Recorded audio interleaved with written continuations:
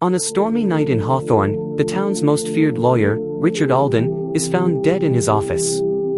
His body is slumped over his mahogany desk, eyes frozen in terror. The cause? A heart attack, at least, that's what it seems. But Detective Samuel Cross notices something off. The room is too neat, the papers too perfectly arranged, as if someone had staged the scene. Then, in a hidden compartment of Alden's desk, Cross finds something shocking, a blackmail file filled with damning evidence against the town's most powerful figures. Corrupt politicians, fraudulent business moguls, and even a high-ranking police captain, secrets that, if exposed, could bring the town crashing down. Someone would kill to keep these secrets buried. And maybe they already had. Before Cross can fully examine the files, he receives an anonymous message: "Burn the file or you'll be next." He barely has time to react when the power in the building suddenly cuts out. Footsteps echo in the darkness.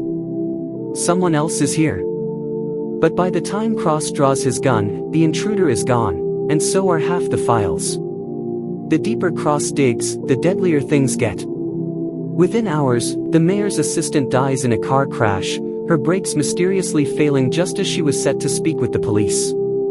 The next morning, a local journalist vanishes, leaving behind an unfinished article titled, "Who was Richard Alden blackmailing?" The pattern is clear: someone is cleaning up loose ends. Cross narrows down the suspects, each one with a motive to kill. Mayor Tom Redding, his career would end if his hidden offshore accounts were exposed. Victoria Lane, the famous actress, she's hiding a past that isn't hers. A past linked to a murder. Ethan Caldwell, the real estate mogul, he's built an empire on bribery and blackmail. Captain Howard Briggs, the police captain himself, is rumored to be working with criminals. But before Cross can question them, another threat appears.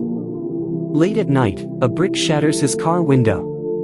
Attached is a note: "Some secrets are worth killing for. Walk away." Cross doesn't scare easily. But when he returns home, he finds his apartment trashed. On his mirror, written in red, "Last warning." With the blackmail files stolen, Cross must find the original source. He learns that Alden had a private safe hidden somewhere in his house. But when he arrives, he finds the place in flames. Firefighters struggle to put it out, but Cross already knows, the evidence is gone. Someone is erasing every trace of the truth. Just as Cross thinks he's lost the trail, he gets a surprise. Alden's assistant, a nervous woman named Claire Whitmore, confesses that she saw something the night before Alden's death. A masked figure was in his office, searching for something.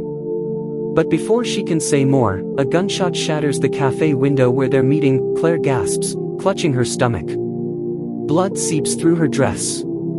She falls. Cross fires back, but the shooter is already gone. The message is clear: stop looking, or die. Claire's death changes everything. Cross finally realizes, Alden wasn't the one blackmailing people, he was being used. Someone else was the true mastermind. Setting a trap, Cross leaks false information. He claims to have a copy of the stolen files. He waits, knowing the real culprit will come for it. That night, someone breaks into his office. Cross is ready. Gun drawn, he corners the intruder, and his blood runs cold. It's Alden's assistant, Claire Whitmore. Alive. She smirks. Took you long enough. The truth is darker than Cross imagined. Claire had faked her death and orchestrated the entire blackmail scheme, manipulating Alden as a middleman. When he discovered the truth, she killed him. But she wasn't working alone. Then, before Cross can arrest her, the lights flicker. A second gunshot rings out.